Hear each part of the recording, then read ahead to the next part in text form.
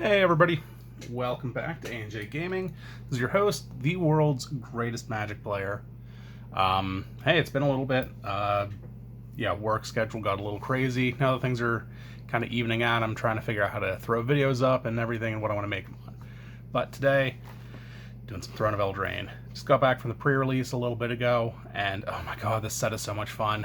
For those of you who haven't seen, this buy box promo is just freaking awesome. 5-drop, 5/5. Some Wooburg effects in there. I know people are like, oh man, he's gonna be so broken because 5-color and look at what he can do. They're gonna be like infinite combat. Who cares?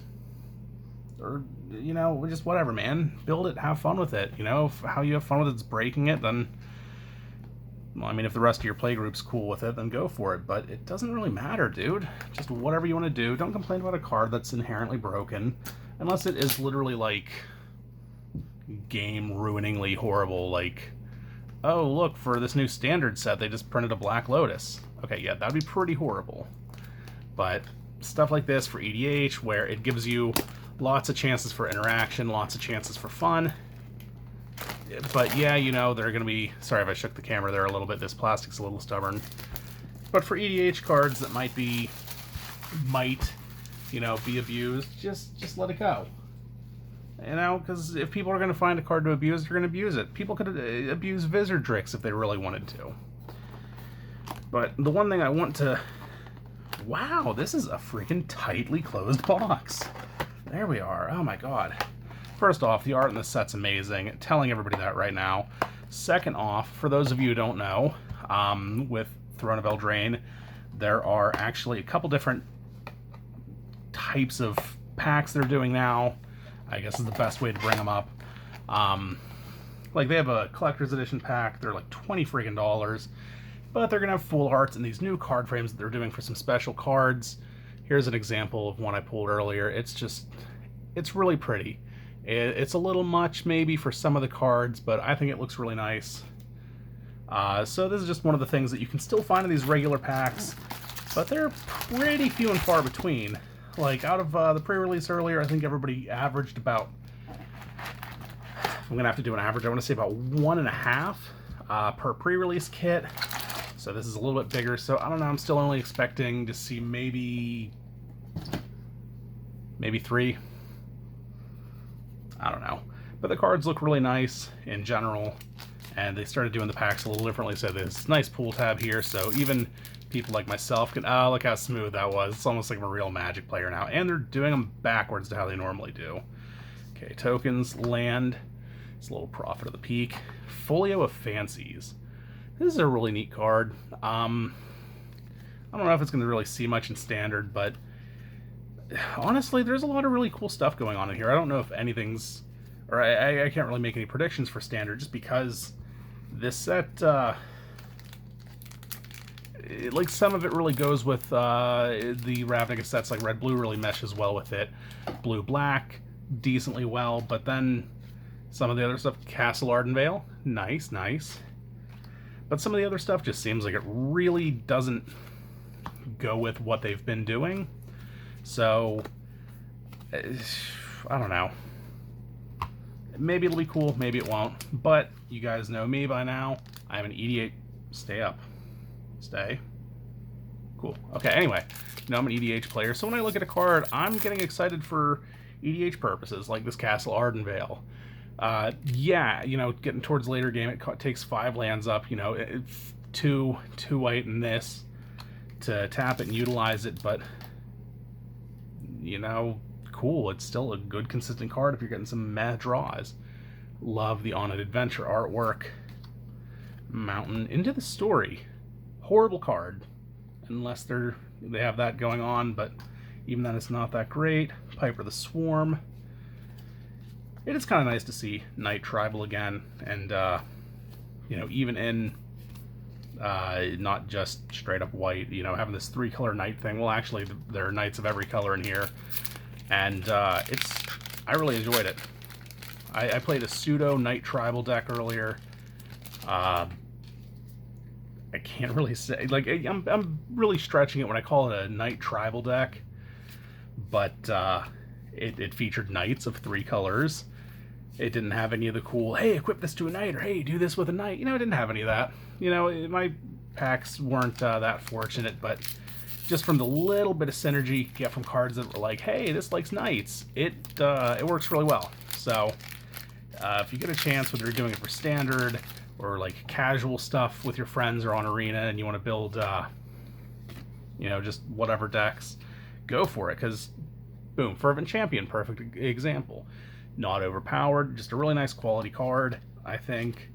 And well, it's just really neat seeing knights in red, because I know there have been some before, but it's never been, you know, like a big thing. So I like it. I just like variety, man. What do they say? Variety is the spice of life. Something like that, anyway. And that's what I'm going to go with. Human tokens. Ooh, Oko. Cool. I actually had a list that I was going to freaking show before the video of cards I thought I was going to get, and I wasn't sure whether to put Oko on the list or the Royal Scions, but I knew I was going to get one of them, if that makes any sense. I don't know, but I'll tell you the one thing I do know I'm going to get. I'm going to see Emery in here. I hope. Going to see Yorvo in here, which I actually hope I'm wrong on that one, because he's a little underwhelming to me. Oh, cool, one of the 3 different red-white human tokens. Ah, here we are, Bone Crusher Giant. And it's in the pretty frame. Yeah, this is what I'm talking about. You know, cool. Oh, hey, cool, there's another one right behind. 3 of them, cool. I wonder if that's a thing. They just kind of take up the, I was going to say the uncommon slot, but that's a normal uncommon. See, this is why I'm just flipping through the commons and everything, too, because you don't know where they're going to pop up. But I think Bone Crusher, I saw another YouTuber doing a box opening, and he got that Bone Crusher Giant in that frame and everything, foil, and oh my god, just, I hope we get a foil one for this video. Even if it's a junk rare or a junk uncommon, I don't care. Just, oh my gosh, it pops so much. It looks really great. Even if the card ends up being, you know, half of a penny in the future, I don't care. It just looks really nice, and I kind of want one just for a collector's sake. And I'm not even a big collector. I'm a player. Casual, but still. Oh, yeah, here we are. Here's a foil one. Can it pick it up? Please pick it up, camera. Just the whole frame just pops out with it. God, this is not going to be good in EDH. I'm telling you that right now, and I'm still going to play it because I want to show that off. But Wildborn Preserver, that's really cool. I mean, crap, I could throw that in an elf deck really easily. Revenge of Ravens. Revenge of Ravens. Okay, this one's really cool. Whenever a creature attacks you or a planeswalker you control, that creature's controller loses a life and you gain a life. I watched my girlfriend stall so freaking hard earlier just using that, and literally, oh, you know, I guess I'll let the 7/7 and 2/4/4 swing at me because I'll block the 7. Here's a tiny little bit of lifelink against the 4, and then, yeah, she was consistently losing life, but, you know, instead of what could have been 11 plus a turn, it was 1 or 2. Linden! Okay, I'm sorry, she's like the most underwhelming white card ever, unless, even if you're playing mono white. I don't know, I don't like her. I'm probably just a little jaded because it feels like white, you know, they swore up and down, hey, we're going to give white some really cool stuff that we've never done for white before to make it better in EDH, and then their flagship rare for white's just like, hey, look, something white's done quite a lot. I'm only a little salty, okay? I mean, there's still some really cool stuff. Like this whole adventure mechanic, I think is really fun. Makes a set a little hard to keep track of because it's like, hey, you know, there are 269 cards in the set. Well, because there's this, you know, 2 different sides of some of them, I'd say that kind of takes it up closer to like a 300 something set. Ooh, another pretty art or frame.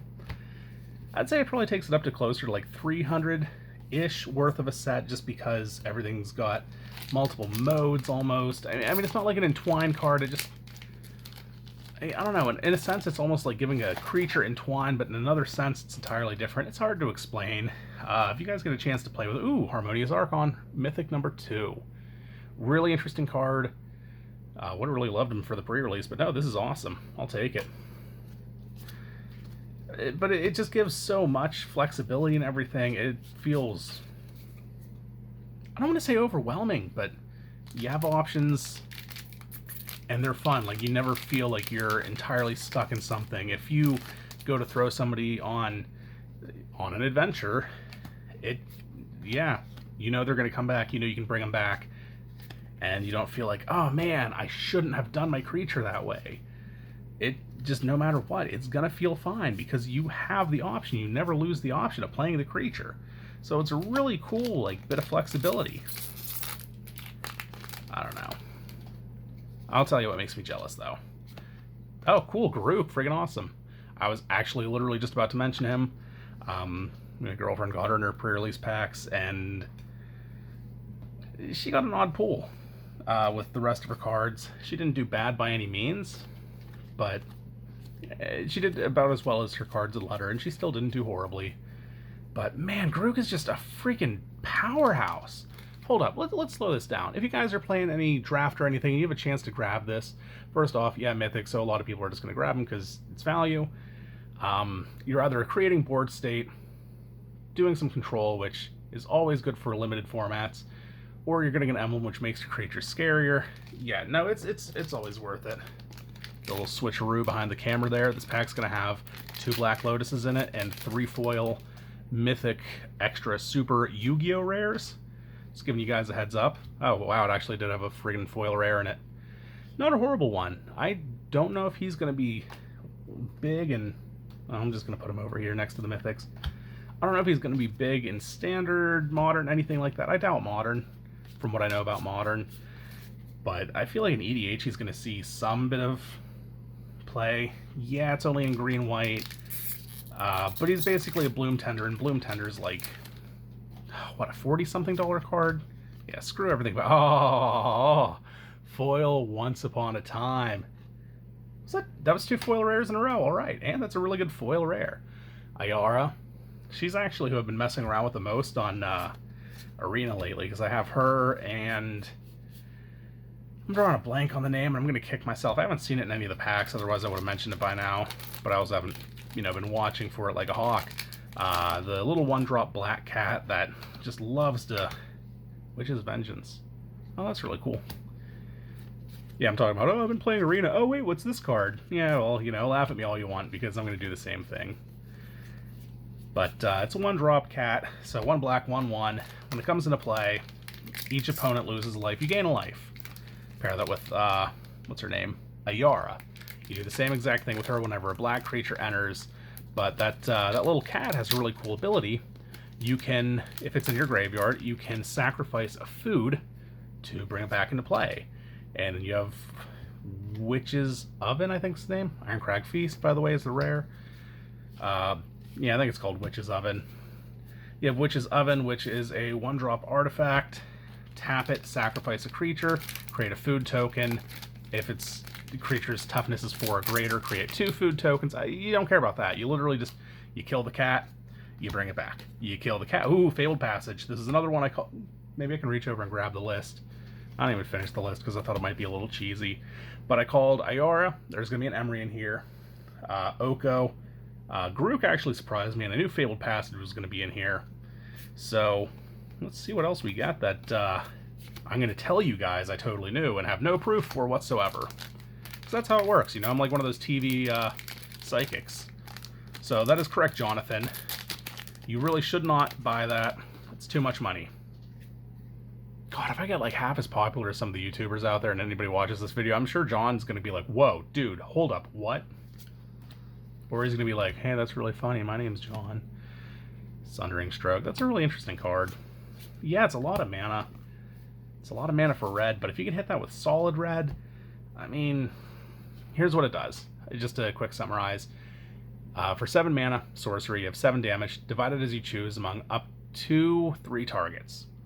But if you spend 7 solid red to cast it, it does 7 damage straight to 3 different targets. So honestly, it's not... I don't want to say it's not horrible on its own, like if you have to splash in colors. Curious Pair. Ooh, baby. Another pretty freaking frame. I love this thing. Oh, it's a Beauty and the Beast. That's cute. They changed the art for the frames, too, because the... did I get another Love Struck Beast in here? I don't remember if I did, or... I just saw like 3 of them at the pre-release. I don't know. But I promise you guys, the art is entirely different for the regular one. That Cauldron familiar. This is the cat I was talking about. Hold it on screen for a second. Yeah. It is fun as heck. I was actually really hoping I'd have that in my pre-release packs, and just because literally the deck I'm playing on Arena is just so freaking cheesy with it, but it's so fun. And I had to play against a deck doing the same thing.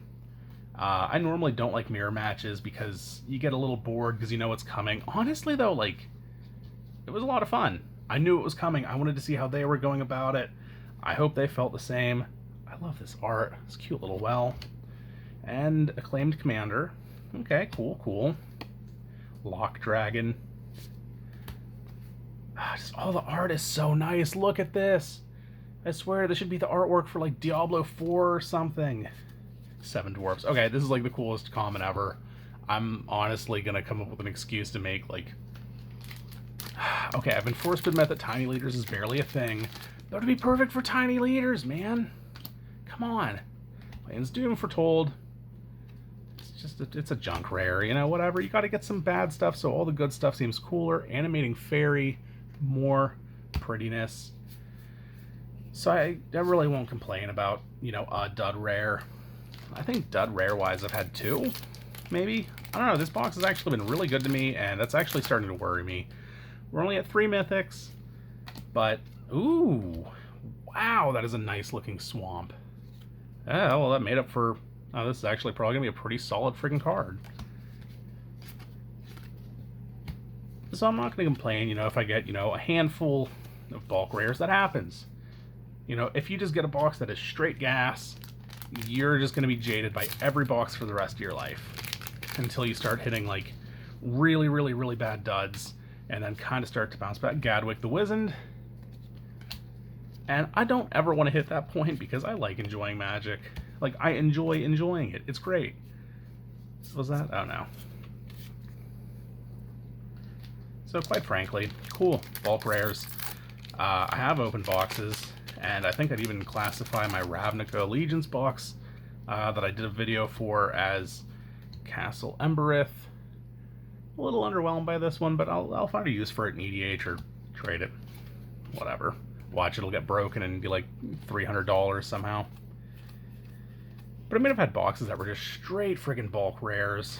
Or, you know, I mean, it's part of my fault. Because the whole of Ravnica Allegiance, there's like one card that's worth any money. There wasn't really a lot from it. I mean, War of the Spark was just kind of, you know, has a really big presence. So most of the money, from what I have seen, has been there. That's my fault. Ooh, here we are. Cauldron of Eternity, Mythic number 4. It's good, we're getting kind of low there. Torment Rounds. So, I mean, trust me, after a box like that, where I literally just looked at it and I was... gosh, I mean, cool shock lands and all, and I had a foil shock from it. But with the exception of the shocks, which right now are fairly cheap, but let's face it, whenever they're 2 years out of a reprint, they're going to be expensive again. Yorvo, another one I called. I'm pretty sure I even mentioned him. So beautiful. Okay, cool. I can actually use him as an example, because I was saying, I'm telling you guys, they make the cards different if you get a pretty frame for them. In Beanstalk Giant, I know we got a handful of. Watch, I'm just somehow hallucinating seeing Beanstalk Giants everywhere because of some, I don't know, Freudian. There we are. Boom. As I'm doing this off camera, there we are. But in reality, it's just a Freudian problem I'm having because I secretly wish to climb a beanstalk. Or maybe I'm lacking protein and just really want to eat some beans. I don't know, man. Who knows? I'm not Freud. Freud probably didn't even know, and he was Freud. Okay, Dwarf. I'm actually, part of me is really underwhelmed by the art, but at the same time, it's a dwarf, you know, it's what a fairy tale dwarf is. Prized Griffin, Wicked Wolf. I'm actually seeing a lot of people talking about, you know, like Wolf Tribal right now because of, well, Grook, Wicked Wolf, and then there's, oh shoot, why am I drawing a blank on his name? Tolsimir, yeah, the green-white guy. And then the Night Pack Ambusher. And it just seems like wolves actually are in a really interesting spot right now, and I think we might be seeing it. Midnight Clock. I really like this, because it was pointed out to me that, one, this hits every upkeep in 2. It's like a one-sided time reversal. I think that's the card I'm thinking of. Something like that. Yeah, time reversal. I had it sitting right next to me. That's why I was reaching over trying to find them for, a deck I'm brewing over here. Okay, Midnight Clock though. But no, I think that's actually a really freaking cool card. The fact that you can speed it up if you want to, I like. I don't know, just this whole set, guys. I don't even remember what my War of the Spark video was like, but I was probably geeking out over something hard there too. So I was probably like, man, this is like the best set ever. It was a really good set, and this is just, I don't know, I see a lot of other games like, ooh, Charming Prince, cool. Like Perfect Witch's Oven. Yes, I now have one of each. I can do the combo, sort of. But anyway, I see a lot of other games going after, oh look, let's do this fairy tale set, man. Like,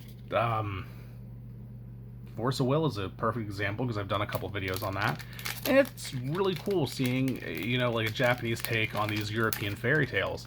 So actually seeing, like, I don't want to necessarily say an Americanized version of it. Ooh, it's a weird looking forest. And Castle Garenbrig. Okay, cool. But I think it's pretty neat. And, I don't know, it's not like it's uncommon for Magic. I mean, they pretty much did that with, oh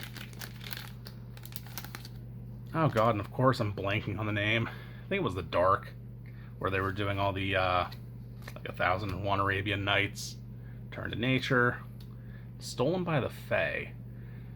I like this because it's like instant board state. Yeah, it's an X spell, so you have to be kind of picky about when you throw it down, but instant board state, that's what matters.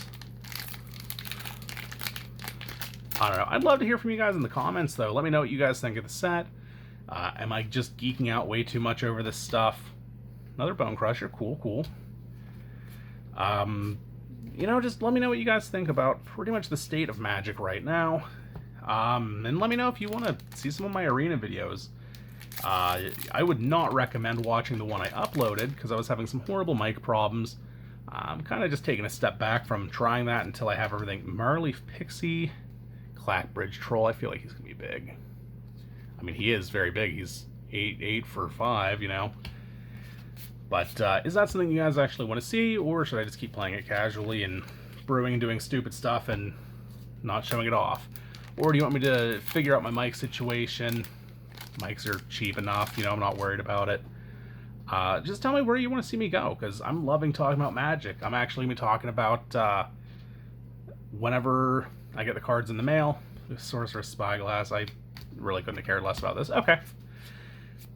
But let me know what you want. I'm going to be talking about another EDH deck. Because I'm getting all the cards in the mail for it within the next couple days. It's actually a fairly budget build. I'm excited for it. I'm really excited to talk about it. But just let me know what you guys like, because I'm not going to waste your time. Come on. I'm here to entertain. We're here to have a good time. Let me know what you want to see. Like, I bet you were a little surprised when, well, you might have known before me. But come on, talking about cool stuff like this. No, I'm just teasing y'all. Anyway, thank you for tuning in, guys. This is a really cool box. I'm actually surprised that it was this nice to me. Yeah, I could have gone for like one more Mythic. But, oh man, I didn't get the Emery. Okay, I was wrong on the Emery. Congratulations, but everything else. Because there's the Fabled Passage. See how you are? Yeah. Oh, well, hey, next time I'll actually bring the list with me. Anyway, thank you for tuning in, guys. It has been a pleasure opening this box for you guys.